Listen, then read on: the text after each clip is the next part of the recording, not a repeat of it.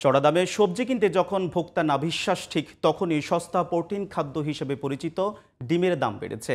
সপ্তাহের ব্যবধানে ব্রয়লার মুরগির দাম স্বাভাবিক থাকলেও বেড়েছে সোনালী মুরগি ও গরুর মাংসের দাম।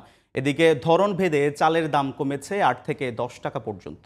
রাজধানী বাজার ঘুরে বিস্তারিত জানাচ্ছেন মাহি হাসান। বোরোর মৌসুম শুরু হওয়ায় ২ সপ্তাহ ধরেই কমছে চালের দাম। মৌসুম শুরু হওয়ার আগের তুলনায় ধরনভেদে চালের দাম ৮ থেকে ১০ টাকা পর্যন্ত কমেছে পাইকারি ও খুচরা দোকানগুলোতে। প্রত্যেকটা চাউলে দাম কমছে মোটামুটি, যেমন ২৮ নতুন ৫৫ কি ৫৪ টাকা। আগে যে মিনিকেটটা ৮০ টাকা বিক্রি হইতো, এখন ওইটা আসছে ৬৮ টাকার মধ্যে। চালের দামে স্বস্তি এলেও সবজির দামে অস্বস্তি বাড়ছে বাজারগুলোয়। ৪০ থেকে ৫০ টাকার নিচে পাওয়া যাচ্ছে না কোনো সবজি, যা নিয়ে হতাশ ক্রেতারা। কাঁকরোল ৭০, গাজর ৫০, লতি ৬০, লাউ ৫০। যারা বাজারে আসে মধ্যবিত্ত তারা বোঝে যে সবজির দাম এখন কোথায় আছে। আমাদের মাথায় আকাশ ভেঙে পড়তেছে। এছাড়া চড়া দামের সবজির সঙ্গে চলতি সপ্তাহে বেড়েছে প্রোটিনের উৎস হিসেবে পরিচিত ডিমের দাম। প্রতি ডজন ব্রয়লার মুরগির ডিম বাজারে ১৩৫ থেকে ১৪০ টাকায় বিক্রি হচ্ছে।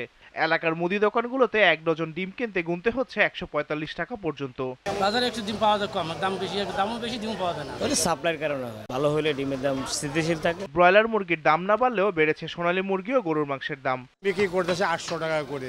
দেশি মুরগি ৬৫০ টাকা কেজি বর্তমানে, আর সোনালী অরিজিনাল পাকিস্তানি আপনাকে ২৮০ টাকা। সরবরাহ ভালো থাকায় স্বস্তিতে আছেন মাছ কিনতে আসা ক্রেতারা। রুই কাতল ৩৫০, তেলাপিয়া পাঙ্গাস হলে ২০০ টাকা কেজি, পাপ দইল ৪০০ টাকা কেজি।